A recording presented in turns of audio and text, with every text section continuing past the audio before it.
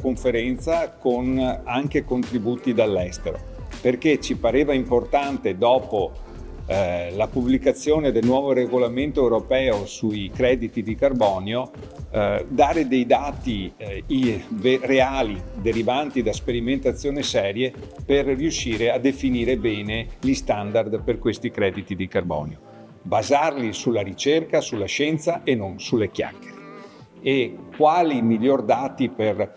fare bene le cose se non quelli di lungo periodo? Noi sappiamo che in agricoltura tutti i processi sono lenti e quindi anche il miglioramento dei contenuti di sostanza organica dei terreni dipendono dal tempo. Quindi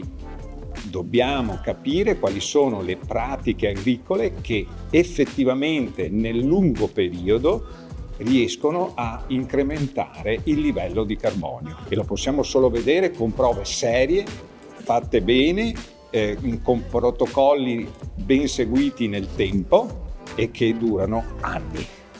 Abbiamo voluto realizzare questo convegno con Veneto Agricoltura perché l'agricoltura biologica e biodinamica è al cuore della nostra attività fin dalle origini.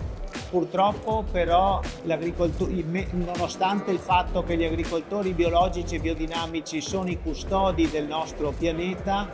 non sono adeguatamente riconosciuti per tutti i servizi ecosistemici che producono,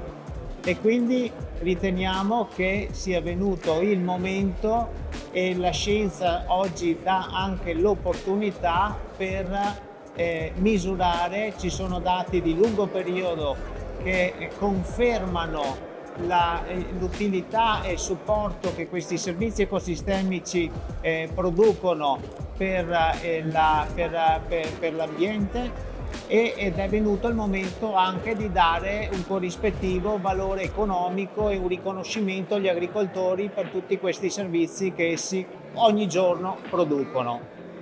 Il progetto Enfagri è un progetto del PNRR e raccoglie proprio questa esigenza di creare una piattaforma con un'architettura versatile in grado di raccogliere dati provenienti da diversa piattaforma, l'importanza della digitalizzazione a supporto dell'agricoltura, l'importanza di integrare dati che provengono da sensori altamente tecnologici, da sensori satellitari, ma anche da normali stazioni meteo, al fine di produrre informazione che va a supporto dell'agricoltore nelle scelte sostenibili che può fare nella gestione della sua azienda.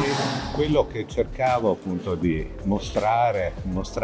sono l'importanza degli effetti legati alla quantità e soprattutto alla qualità degli apporti organici nel cercare di mantenere lo stock di carbonio organico dei terreni. Il carbonio organico è importante, non è un parametro così marginale nel terreno, perché è la base per la fertilità dei suoli, per il mantenimento della fertilità dei suoli, ed è anche molto importante adesso per le possibilità di fare quello che viene chiamato carbon farming, stoccare, sequestrare il carbonio dall'atmosfera e reintrodurlo nei terreni. È venuto a portare i risultati di lungo periodo, prove di lungo periodo molto importanti che sono iniziate nel 1978. È quindi un esperimento molto importante per la sua durata e ha potuto dimostrare come alcune tecniche agricole riescano effettivamente a favorire il sequestro del carbonio nel terreno e a essere meno impattanti sull'ambiente, ridurre l'emissione dei gas clima alteranti. Dal punto di vista produttivo, l'agricoltura convenzionale all'inizio di questa sperimentazione, nei primi cicli di sperimentazione, ha prodotto di più, ma man mano che i cicli di rotazione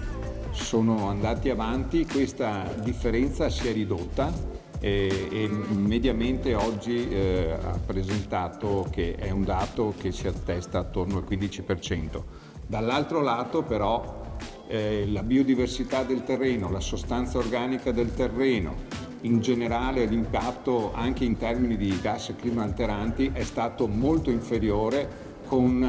l'approccio biologico rispetto all'approccio convenzionale. Quello che abbiamo capito oggi è che solo pacchetti con tante pratiche coerenti, sostenibili, riescono a evitare la perdita di sostanza organica nel tempo e anche a favorire il suo accumulo. Quali sono queste pratiche? Queste pratiche sono basate su una buona rotazione, su un'agricoltura conservativa nella quale non aro, faccio minima lavorazione o non lavorazione flessibilmente a seconda delle condizioni, in cui faccio le colture di copertura ben selezionate, ben fatte, in cui applico sempre e comunque l'agricoltura di precisione anche con il dosaggio variabile, in cui poi applico una buona difesa integrata e modelli previsionali che mi consentono di capire bene qual è il livello dei fattori di produzione che servono in questi pacchetti.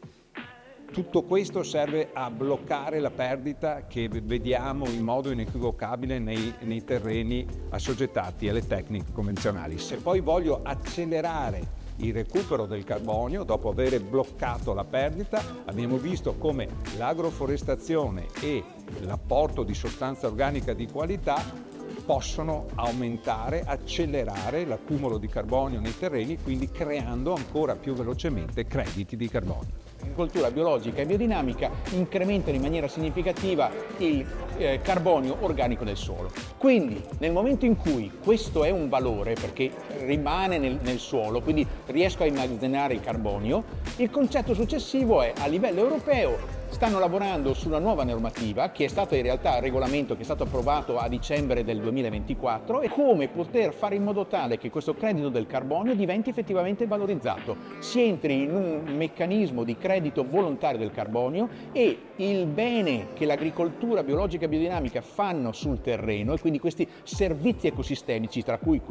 uno di questi è il credito del carbonio, quindi il carbonio stoccato nel terreno, venga remunerato all'agricoltore. E ha mostrato come entro nel 28 esisterà un meccanismo, uno schema di certificazione che remunererà questo servizio di stoccaggio del carbonio da parte degli agricoltori in maniera di rendere l'agricoltura ancora un po' più resiliente, visto che la crisi climatica è talmente tanto evidente e talmente tanto